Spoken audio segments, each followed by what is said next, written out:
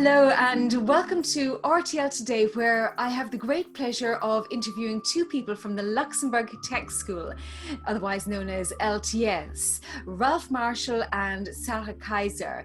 Now we're going to talk a little bit about the foundation of LTS, but it's a super well-established program now, which has been rolled out for at least 4 years, entering its fifth. So Sarah, turning to you first, can you tell us a little more about the Luxembourg Tech School? Yes, hello, Lisa. Nice to be here. The Luxembourg Tech School started like 4 years ago in 2016. It was just like a small group of students, 15 to 19 years old. And we started with our core program, which is called Future Digital Leaders. And this is still like our main program until today. And it's basically about learning about technology in different areas that are relevant today, and also specifically here in Luxembourg, like financial technology, space resources, robotics, big data, artificial intelligence. And then we really try to encourage our students to like apply this knowledge. It's not only about the technology, but you need to think about like ideas, and you need to think about problems that you want to solve with the help of the technology. So this is basically what we do every week during like a whole school year.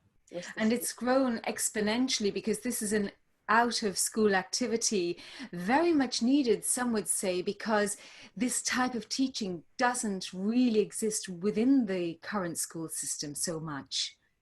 Yes, that's true. It's maybe a bit a lack of the system, or maybe they don't have time, but we try like to fill this gap and to really bring like people from the industry and from different areas of the industry here in Luxembourg to the schools. So we really go into the classroom to the students and to the teachers, and we bring our knowledge and our experience to them, and we just guide them and help them that they can really work on their own projects and on their own ideas. That's very important. And it's wonderfully project-centric too. Now, Ralph, turning to you, as Sarah just mentioned, you often go into the classroom, talk to the students, particularly at this time of enrollment for September coming up, but suddenly everybody has had to learn to change direction. We've all been in this period of quarantine, and I know LTS was already thinking about going online in 1 to 2 years, but you suddenly managed that in a couple of weeks. Yeah, that's right. So yeah, when this whole situation arrived and you couldn't go to the schools anymore, we decided that, okay, that's a good moment now because so many students are at home. We can provide them some really interesting content for them that is fun and also where they will learn a lot. And that's when we decided, okay, we will do a game dev challenge for the students at home, and we'll try to teach them as fast as we can through regular online sessions and learning material that we will publish, how to build game, just as we do in the class, so they come with no knowledge.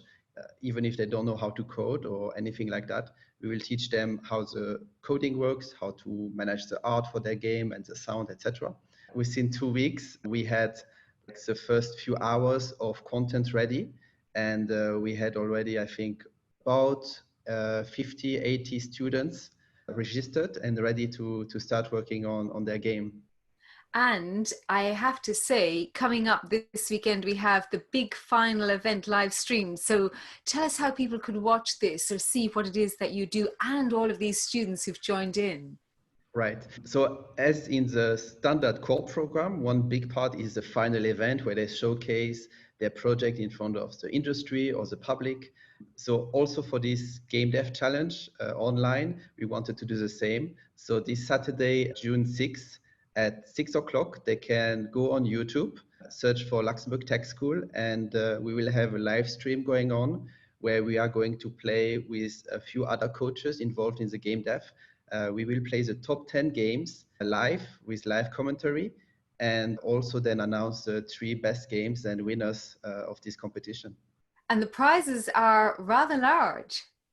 Yeah, the prizes are quite large. Probably it contributes that the students were so motivated and engaged also. So the third place is €750.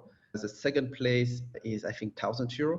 and the first place gets 1,500 euro, obviously split among the team members. And for the current situation, we also give the opportunity to each 3 winner to donate 1,000 euro to an association of their choice that is helping people with COVID-19. And that's on top of their prize money, which is an Exactly. extremely noble, wonderful cause. You're going from strength to strength. I've seen LTS from the absolute beginnings, and it's marvelous. Obviously, very much needed within our education system here in Luxembourg as well. Yes, so we of course encourage them to publish their game. A few of them always gets published on like platforms on the internet that you can publish your game for PC or browsers. That's we see every year a few games published. Now in this competition we saw some really good games, and well, we hope they will continue working on it, because It's wonderful to have that creative time in this period of coronavirus. Now, Sarah, turning to you, it's not just game development that's happened over the last few weeks, but you also set up something completely new to encourage creative coding classes online again. Yes, that's true. So we saw that we also want to offer something to the younger students and to younger kids like age 10 to 14, because they were always like asking us, can we also like do something with LTS? So we created an online course around creative coding, which means you learn the basics of coding, but you immediately see a visual output. So you create like animations, you create your own artworks, basically. Also, you can integrate sound. So it's a very like playful and creative approach, but at the same time learning about the technology, learning about computers and coding. Do you feel that young students, when they hear the word coding, that puts some people off? Yes, that can happen, even though like many are attracted by it, but it's completely right. We try to have like this approach where we can include like this whole range of students with like different interests. So if someone is more like artistic oriented or maybe business oriented, and so we really encourage them to register, because it's not only about technology. Technology is at the end just a tool that you use. It's like if you play music, you need the piano or you need your violin to play. So it's important to know the technology, but we go much further. So we really apply it with business, with creative approaches, with teamwork. And that's very evident when you are all together in teams. Within the teams, you often have those dimensions, which I've witnessed firsthand, the tech person, the artistic, the business side, and they come together for these projects. So you have this new program, Digital Creators, aimed at that younger input, which you've never targeted before. So now really, LTS is targeting 11-year-old children all the way up to about 19, I think. Yeah, that's right. So we got really like very positive feedbacks from the younger students and from the parents as well. So we thought, okay, let's do that. Let's create a whole digital creators program. It's the way we call it, and it's still like our main like focus on really working on applied technology, but be a little bit more creative maybe, and continue with the creative coding. We want to introduce students also to like physical computing. So it's basically about understanding this whole world, this whole new world of technology and computers, but do it in a very fun way and create something really with your own hands. You can be proud of something afterwards that you've created. It's super important that our children and the young people, that they are not only like consumers, like passive consumers of the technology, of games or social media, but that we encourage them to be really like active users and active creators of these tools and of the technology. So I think it's one of the most important skills that they can have, right? It's a wonderful thing to say that. I mean, I have 2 children myself, and I can see that word passive rather than creator.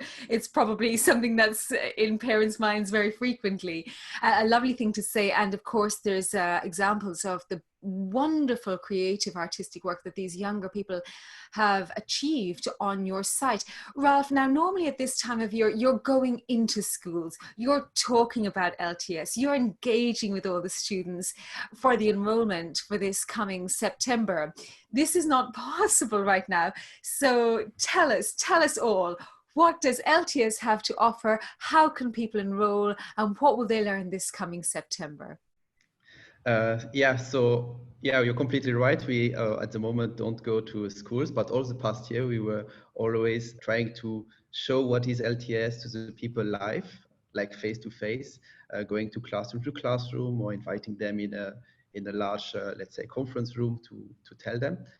We even had like past students coming with us because they were so excited. They also wanted to help promote LTS.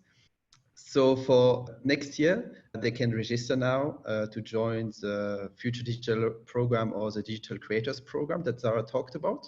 They can find it on our website, so techschool.lu. There is all the information they need right there. Yeah. And just finally as well, when it comes to languages, when they're in these groups, may I ask, what students are you looking for? Are they from the Luxembourg schools, or could anybody participate? It's really open for anybody. So right now, like where the class happens physically is often in Luxembourgish school or Luxembourgish campus. We are also in the International School of Luxembourg that we started last year. So it's really open for anybody, and they can just register, and we will see in which campus they can fit in, what is best for their timing. And when it, I mean, I know the languages that you both speak.